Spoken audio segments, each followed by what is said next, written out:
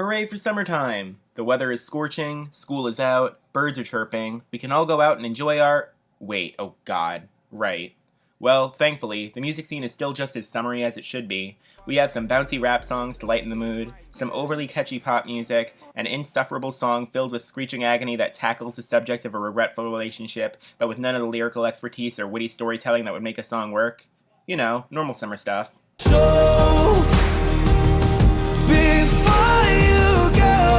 I've seen people say this is actually an improvement over Someone You Loved, and I have to respectfully disagree. I can't stand a second of this. I still hate that song, let me reassure you. I feel like every time I bring this heap of garbage up, it's me defending it, but I cannot stand it. But at least he wasn't trying. Yes, you heard me right. At least he wasn't trying. It's generic as hell, the lyrics range from cliches to straight up incomprehensible nonsense, and even though it's disguised by his shrieks, the melodies are nothing special. But here, Lewis actually tries. The production seems original. Lewis actually attempts to emote. It's clear these lyrics come from a place of genuine heartbreak, and it could not be hurt more for it. I'm so happy this is becoming a hit. Savage love, there's somebody.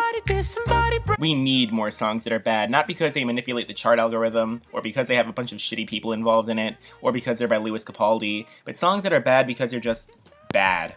And oh my god, what a train wreck this is. Let's start with the beat, which I've seen plenty of people dunk on, but I honestly kinda dig it. The saxophone loop at least, everything else is a mess. Maybe I'm a little easy on it, because this is quite literally Josh's first professional effort. He's some 17-year-old from New Zealand who probably wasn't taking anything seriously, made a nice little ditty, then TikTok found it and a bunch of hormonal teenagers decided to sway their hips around to it. Beat's alright, solid 6 to a light 7. The real problem here is Jason. He takes that mildly catchy saxophone loop and turns it into the most embarrassing singing melody ever. Looking like an angel, but you're savage love. And honestly, this is probably the best part of the song, because it's the only part where Jason actually sounds on tempo. Every line in the verses sounds usually don't be falling fast. Off. Like, these melodies just do not suit each other. Hell, Jason shouldn't be anywhere near a song like this in the first place, especially considering he literally stole it. Like, he literally just jacked the instrumental, sung over it, and didn't give credit until he was forced to. Not only that, but they decided to name the song this. Stole it from a Polynesian kid, then titled the song after a slur used against those very same people. So, never mind the not being bad because a shitty person wasn't involved thing. God, can we just get people like Pink to make awful pop music again? That was fun to ridicule at least. Just calling my phone like I'm locked up nonstop. I mean, this is gonna leave the charts in like 2 months, hopefully. Is there anything to say? On the positive side, Drake actually sounds excited to be here. So clearly, there must be some stuff he's been really excited to get off his chest featured. Like, shit don't even usually get this big without a Bieber face. Oh, we're going that way. I'm a pop star, not a doctor. Okay. Interesting. You would probably think my manager is Scooter Braun, yeah. Oh god, this asshole. Well, apparently this song Drake's really excited about and puts his all into is at least 4 years out of date. I mean, yeah, Drake is a pop star, definitely more than a rapper, but like, have you seen the charts lately? Debatably the least poppy it's been in a while. But it being outdated doesn't bother me too much. Getting genuinely mad about that is like getting mad that Rockstar isn't a rock song. No, that isn't a transition. My main qualm is how annoying Drake is here. I almost prefer monotonous and devoid of personality Drake. Oh well, guess we'll get more of that anyway. Why must you torment us so? Love don't always come and go. Oh god, this one. I think I'm in the minority here, so let me explain myself. I'll start by saying Juice is pretty good. Some nice lyrics, honestly. It's all about making sure that your current relationship doesn't end like the last few, and really trying your hardest to salvage it. You don't want it to just come and go like the others have, because this one is special. Pretty deep stuff, but it ends up delivering an upbeat message. Not enough to justify a fucking Marshmello feature, though. Ugh, god, can he just make one decent drop anymore? He's done it before, albeit very rarely, so I don't know why he chooses not to make them. It's an insanely processed guitar that's pushed to the back of the mix, and it contrasts horribly with Juice. He was never good on these poppier productions. Sad part is, it had some decent build-up. Like, my first run through this, I was genuinely excited. It was so much different from the rest of the project, but then the drop was just generic garbage. Juice deserved better for a send-off, he really did. Oh, babe, everything you do is amazing. I mean, they've done worse. Don't crucify me for this, but I actually kind of prefer Chris over Thug on this beat. Well, when he's singing the hook at least. He's a bad enough singer, why are you making him rap too? Okay, but to be fair, that hook has a borderline incredible melody. It's probably one of the most earwormy ones of the year. Sadly, it's combined with one of the least charismatic singers alive, but that only mildly ruins it. Sucks that everything else here is kinda dry. This beat's got literally nothing going on. Not even Thugger tries to inject some personality into it. Calling a song Go Crazy while giving it probably the most normal beat of the entire top 20 is one weird practical joke. At least I hope this song is a practical joke. There's no other reason we should be giving Chris Brown hits in 2020. You know, because I haven't pissed on the graves of the dead enough already. Fuck all you babe for the day, or babe for the night. Yet again, Pop Smoke is the least of my concerns here. He was a very talented rapper, and you'll likely be seeing another of his hits on my best list later this year. The guy truly had some potential that was cut off too early. This, though, doesn't give me a reaction, one way or another. First off, these three could not have more separate energies. We have one of the deepest and most grim voices in modern hip-hop, matched with one of the most jovial, matched with one of the most nondescript. Oddly enough, this beat sounds like it could individually belong to each of these artists, but with their key elements sacrificed. There's slight flavors of Pop's UK drill style here, but nothing that would mark it as that genre. It has a kinda catchy flute that goes along DaBaby's catalog, but it's way less prominent and watered down. And it's somewhat basic and stripped back, which is where Lil Baby usually thrives, but it isn't simple enough to really let him thrive either. There's potential for 3 really good separate songs here, but that potential just doesn't get reached, and I wish it did. Brand new Lamborghini, fuck a cop car, with a pistol on my hip like I'm a cop. I grew on this. I mean, it doesn't deserve #1 like Suge did, but I like it enough. I still think a good amount of it is really cheesy though, like that clumsy guitar line that just has no idea what it's trying to be, or DaBaby pulling up multiple times in succession. Happy DaBaby said ACAB though, not gonna knock that. Move your hips okay, when I be leaving she tell me to stay. When I heard that Ferg and Nicki were collaborating again, I thought this would be monumental, something to bring at least a sliver of the old Nicki back. Plain Jane is phenomenal, way better than you remember it being, and her verse is nothing short of iconic. She just pushes that song to a whole nother level. Ride with Minaj, mashallah. But instead you get some rando yelling at you to move your hips, and an unfinished beat that was probably bought off some website for $10, and it just isn't what it should be. I mean, that bass is... These bitches really be slow, tell them I'm Billie to go. Amazing. It sucks you right in, but the problem is it's mixed with these clangy bells and some hi-hats that are way too prevalent, and it kinda distracts from the simple beauty of what could have been. It's a shame too, because Nicki's actually, solid here. All of my niggas is max, this is a fact, this a no cap app. She's done better, but given her track record for this year, I'll gladly take this. Anyway, that's enough about the song. Did you guys know Ferg straight up forgot to report most of the sales for this? It is hilarious. This probably would have debuted top 5 if this dumbass just remembered to actually send in his sales, but because of that blunder, he only got a #19 hit that will probably slide off in a couple weeks. The modern music age, everyone.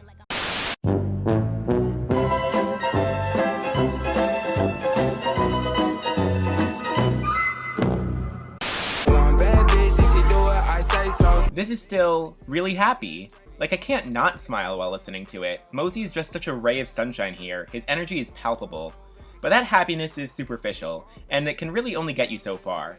I feel like, aside from the sample, this instrumental is practically empty, like just your regular trap snares and such. And Mosey's not a bad rapper, but his penning isn't really impressive. It's a fun song for now, like really fun, but when I look back at 2020, this will not be even close to the song that defined that year for me. Also, I have still not tried the drink, so why doesn't somebody ship one of those things to me? Maybe it'll finalize my opinion on this song. I don't like much mainstream country music. Or more correctly, I don't like much frat dude mainstream country music. There's 2 Sam Hunt songs practically on lock for the year end, a Florida Georgia Line song rising the charts, same with Thomas Rhett and Luke Bryan, and all of them suck, oh my god. And a lot of the other frat dude bro country shit just hasn't gone well with me in the past few years. But heartbroken and emotionally unstable women doing country music? Inject that shit in my veins, bro. Where did this come from? How is it so big and been a sleeper hit on the charts for like half a year now? It's ugly, it's real, it's vindictive. I love it.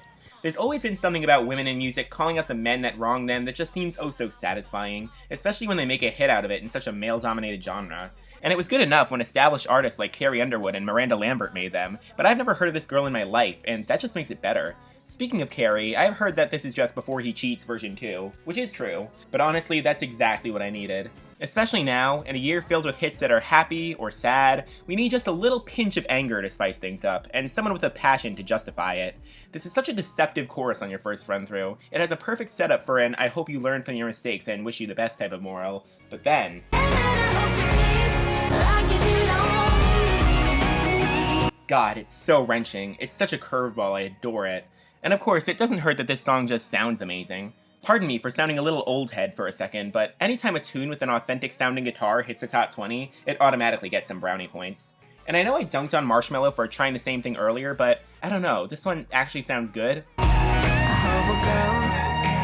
I like the notes, I like how it smoothly transitions into the chorus. It's not supposed to be the main draw of the song, which just makes its inclusion that much more gratifying. This is just fantastic in every sense of the word, Jesus. So naturally, there's a Charlie Puth remix to fuck that up. I hope you both feel the sparks by the end of the drive. I hope you know he's the one by the end of the night. Oh hey, he's still here. That's cool. In all honesty, this is probably great tier worthy at this point. It's just that it's going to be included in my next video, and I put it in the good tier there, so I'm just trying to keep things consistent. But it's definitely grown on me, no question. I'm a savage, classy, bougie.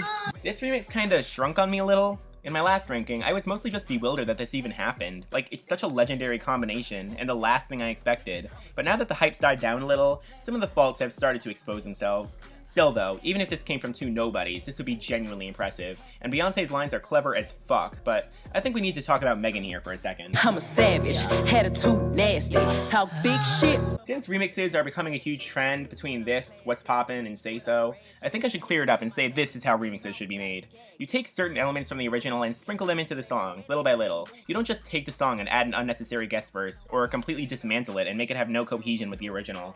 Megan rewrote the entire first verse, and even though the verse's quality isn't any better than the original, I just have to respect the effort it took. It doesn't seem as cash grabby as the other remixes did, even though in reality it might be just as much of one. Oh well, who cares. By the way, stream Girls from the Hood. She deserves it. Watermelon sugar high, watermelon sugar high. Watermelons are the best fruit, period, and I'm happy they're getting some recognition on the charts right now. They are the fruit of the summer. Quite literally every bite is filled with juicy, delicious goodness. It's the one fruit where even the seeds don't ruin the eating experience for me. Oh, the song. Yeah, it's really good. Not as good as Adore You, but few things are. Harry's finally coming into his own. Like, he's always been a fantastic vocalist, his last two big hits prove that, but this is his first hit that just feels fun. Every 1D member has kinda entered their own niche and really hasn't strayed far from specific genres, aside from Niall, but that's his business. So it's nice to see that even though Harry is focused on his throwback style production, he is capable of making music that's introspective, romantic, or just straight up fun. Our versatile king. I did not mean that sexually. I know the song's about sex, but oh my god, please don't interpret it like that. Hi again, Harry. I am very happy that Fine Line managed to spawn two genuine hits, and Harry has officially proven that he can be just as commercially successful on his own as he could with the band. But dear god, I hope these two are the only hits from the session. The rest of Fine Line is good, it's an enjoyable album, but honestly anything after this would just be a letdown. I guess She would be the next best song, but that's not even close to its most popular, so hopes are low on that one. Falling and Lights Up are pretty huge, but neither feel as legacy-defining as these two singles do. I don't know, maybe he should just say fuck it, here's Treat People with Kindness. I can't believe how much this one's grown on me, and it's still growing even more. I think listening to the original is what made this version so much better, because Imenbeck just knew how to make this song reach its full potential. Basically nightcore it. Or I guess more accurately, nightstep it. If you didn't like this song before, listen to it super pitched up while staring at this picture of an anime girl.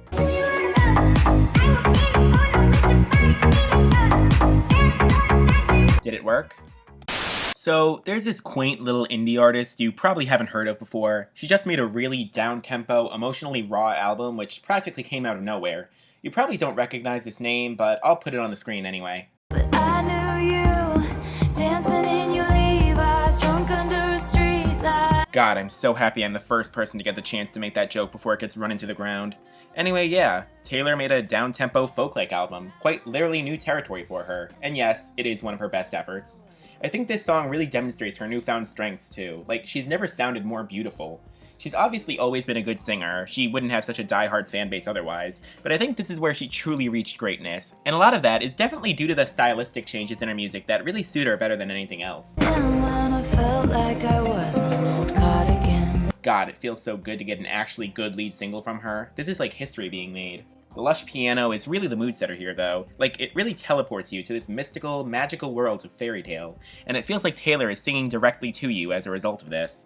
It's a song of longing and looking back at your past, with both fondness and regret, and it's probably one of her rawest and most emotional singles to date.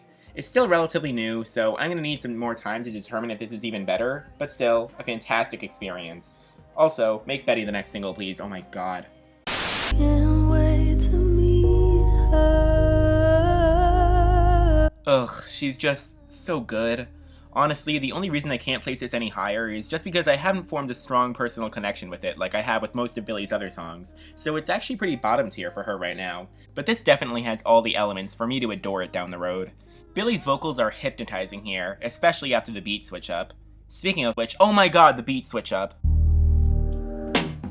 I know, supposedly. There's definitely an argument to be made that it halts the flow of the song and really comes out of nowhere, but like, that was definitely the point. The future is unpredictable, and so the arrangement of the song should be as well. Nah, I'm fucking with you. It's a cool concept, but I mostly just appreciate the change because it sounds cool. Speaking of sounding cool...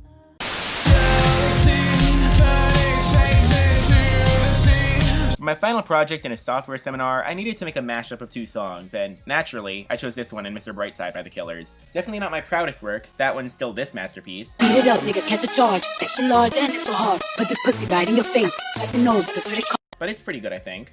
Also, have I ever talked about how good Abel sounds here? Because he sounds good.